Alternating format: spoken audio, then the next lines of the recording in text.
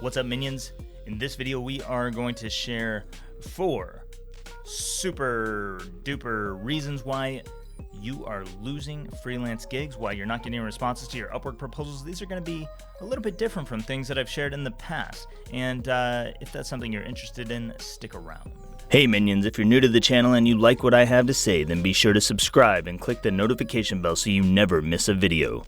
Only do this if you like what I have to say and if you want to hear more about freelancing, entrepreneurship, and personal world domination. For those who don't know me, I'm Lex DeVille, and on this channel we talk about all things freelancing. We help you escape corporate prison, build a freelance empire. We talk about freelance writing and freelancing and Upwork and tips and tutorials and advice and stuff like that. So if you're new, consider subscribing. We recently talked about why I left Udemy, why I pulled my courses off of Udemy, and why I won't ever host courses on Udemy again. You can check that video out right there if you want to. Today, we're talking about 4 reasons why you're not getting responses to your Upwork proposals.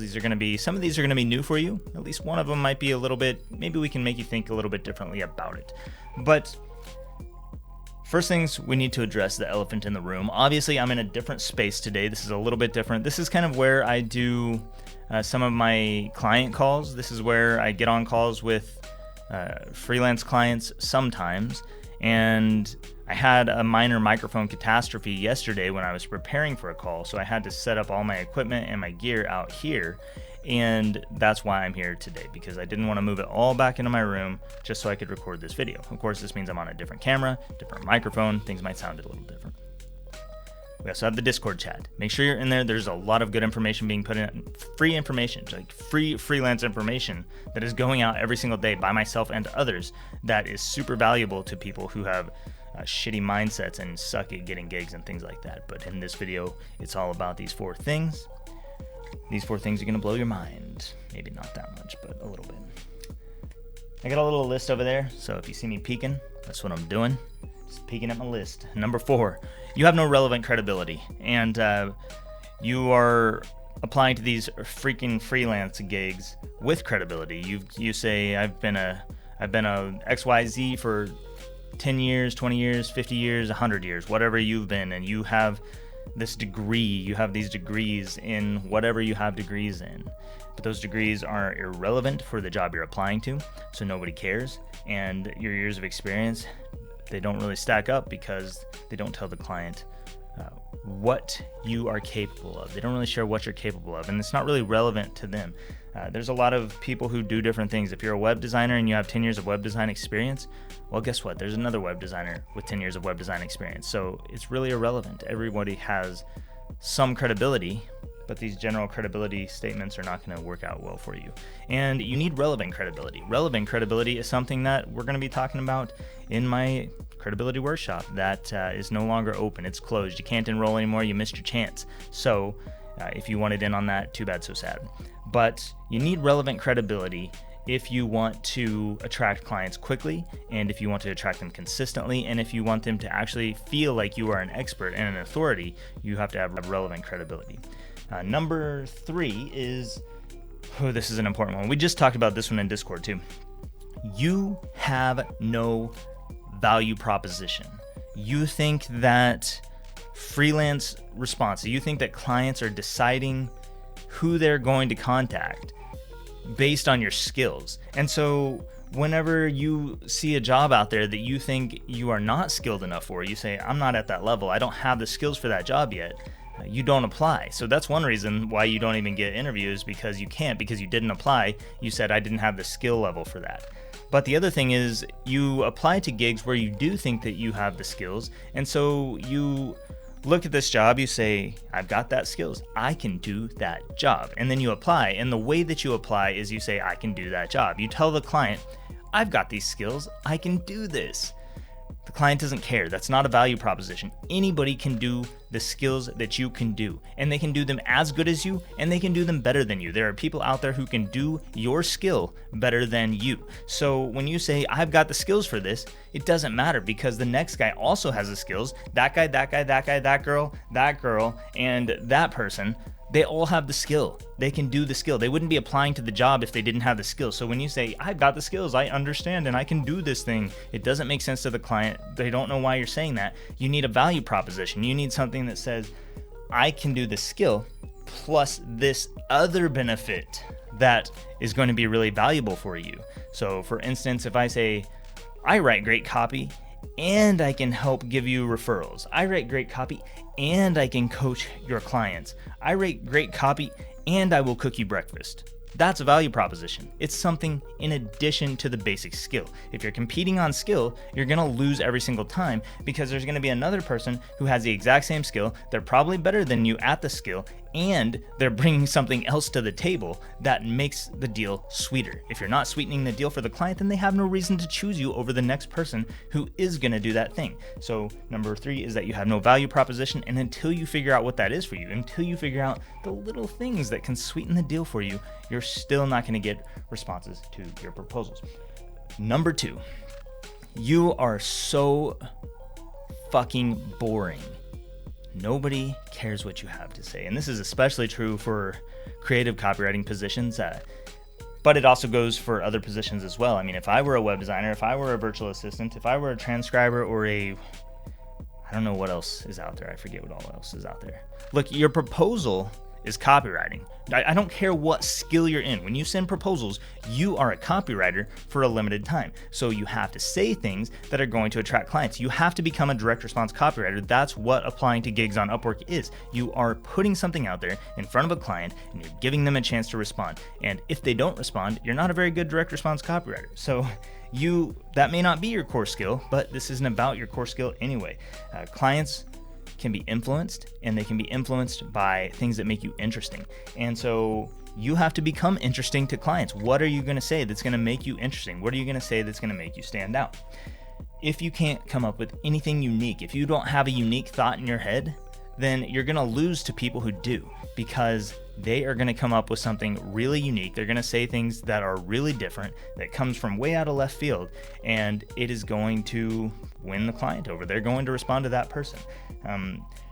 How I think about this. So we talked about this in Discord as well. How I think about my proposal approach. When I am writing proposals, I am thinking the other person is just as good as a copywriter as me. They're just as skilled as me. They might even be better than me. So if that's true, if that's what I'm up against, if I'm up against the best of the best of the best, how can I beat that person? What can I say that is going to give me an edge over them? How do I say something that is going to be more interesting and more attractive to this particular client than what every single other person said, even the person who is more skilled than me, who has more experience, who has a better value proposition?